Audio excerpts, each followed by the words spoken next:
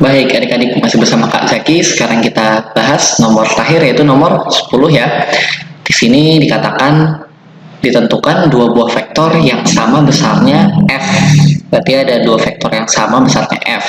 Bila perbandingan antara besar jumlah dan besar selisih kedua vektor sama dengan akar 3, maka sudut yang dibentuk vektor itu adalah, nah di sini kita gambar dulu yang sudah diketahui ya.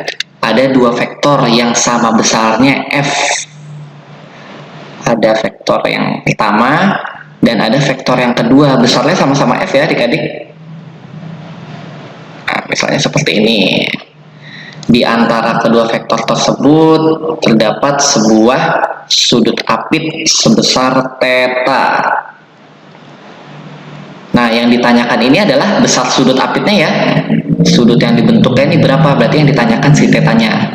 Lalu ada yang diketahui juga adalah bila perbandingan antara besar jumlah dan besar selisih kedua vektor sama dengan akar 3. Oh, berarti kalau ada vektor tentang jumlah dan vektor tentang selisih, berarti kita menggunakan rumus apa adik-adik? Menggunakan rumus kosinus ya untuk menentukan besar vektornya. Bagaimana rumus kosinusnya?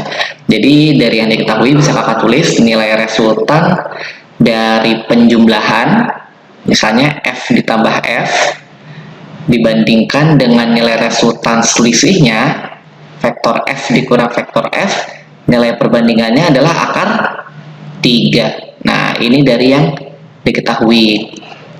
Coba rumus kosinus, bagaimana rumus kosinus? Seperti dengan soal nomor 6 tadi ya. Rumus kosinus, rumusnya adalah R A plus minus B sama dengan akar A kuadrat ditambah B kuadrat plus minus 2AB dikalikan cos theta. Ini rumusnya ya. Rumus kosinus untuk menghitung besar vektor. Nah, berarti jika diketahui dari soal seperti kotak biru yang ada di sini, berarti tinggal kita masukkan saja rumus kosinusnya ya adik. Nah, sekarang kakak masukkan di sini misalnya rumus kosinus tentang vektor jumlah, berarti yang atas bisa kakak tulis yang rumus jumlahnya ya, yaitu sama dengan akar A kuadrat. Nah, karena di sini dia f, berarti kakak tulis f kuadrat ya, ditambah B kuadrat, yang B nya juga f ya, berarti kakak tulis f kuadrat, ditambah 2AB, 2 dikali F dikali F dikalikan cos theta. Nah, ini sebagai pembilangnya adik-adik, ini adalah yang ini. Kita bandingkan dengan nilai resultan besar selisihnya. Berarti akar sama F kuadrat ditambah F kuadrat. Rumus kosinusnya negatif ya, di sininya negatif karena rumus selisih. 2 dikali F dikali cos theta. Berapa nilai perbandingannya sesuai soal? Nilai perbandingannya adalah akar 3. Kalau kakak lanjutkan, berarti perhitungannya menjadi yang di dalam ini kakak hitung ya, kakak jumlah f kuadrat tambah f kuadrat menjadi 2f kuadrat dijumlah 2 dikali f sama ya, 2f kuadrat juga dikali cos theta. Bagaimana dengan yang penyebut? Penyebut juga hampir mirip ya. Ini 2f kuadrat dikurang 2f kuadrat dikali cos theta, nilainya adalah akar 3 juga. Nah, sampai dari sini bisa kakak keluarkan berarti ya. Kita pangkatkan 2 misalnya, untuk yang sebelah kiri kakak pangkatkan 2, yang sebelah kanan juga kakak pangkatkan 2. Nilainya jadi berapa nih adik-adik? Hapus dulu ya. Nah, nilainya menjadi, berarti yang atas menjadi 2f kuadrat ditambah 2f kuadrat cos theta per 2f kuadrat dikurang 2f kuadrat cos theta, nilainya sama dengan akar 3 kuadrat 3 ya. Nah, kita perhatikan di sebelah sini pembilang dan penyebut memiliki kesamaan ya adik-adik. Bisa kakak keluarkan nilai 2f kuadratnya. 2f kuadrat dikali 1 di sini ya. 2f kuadrat dibagi 2f kuadrat 1 Kakak tambahkan 2F kuadrat cos theta dibagi 2F kuadrat 1 tambah cos theta. Yang bawah juga hampir mirip ya. Kalau kakak keluarkan 2F kuadrat menjadi dikali 1 dikurang cos theta sama dengan 3. Ada yang sama? Bisa dicoret ya 2F kuadratnya. Nah, coret. Berarti didapatkan di sini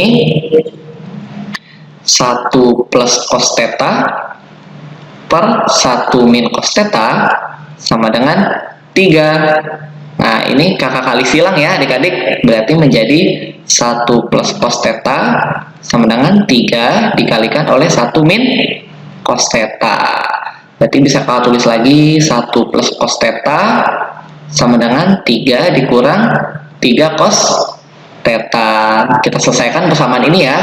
Berarti kalau ada yang pindah ruas, misalnya minus 3 cos theta kakak pindahkan ke ruas kiri, dan misalnya positif 1 kakak pindahkan ke sebelah kanan, persamaannya menjadi 3 cos theta ditambah cos theta sama dengan 3 dikurang 1 ya.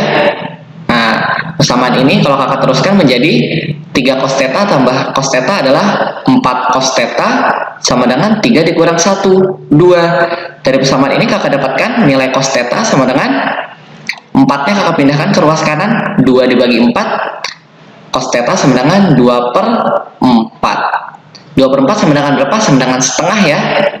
Nah, sama dengan setengah. Berarti sudah kita dapatkan nih dari persamaan nilai cos theta-nya adalah setengah. Sekarang kita lihat di tabel. Nilai cos theta yang setengah adalah, nah yang ini ya. Berarti nilai cos theta yang setengah sudutnya adalah 60 derajat. Maka sudut apit antara vektor itu adalah 60 derajat. Seperti itu adik-adik. Sudut yang dibentuk 60 derajat. Makanya jawabannya adalah D. Nah, itu dia pembahasan yang telah kita lakukan bersama-sama hari ini ya adik-adik. Jika video ini bermanfaat buat adik-adik, jangan lupa untuk like dan subscribe ke channel ini. Dan akhir kata kakak ucapkan terima kasih semuanya. Semoga videonya bermanfaat. Assalamualaikum warahmatullahi wabarakatuh.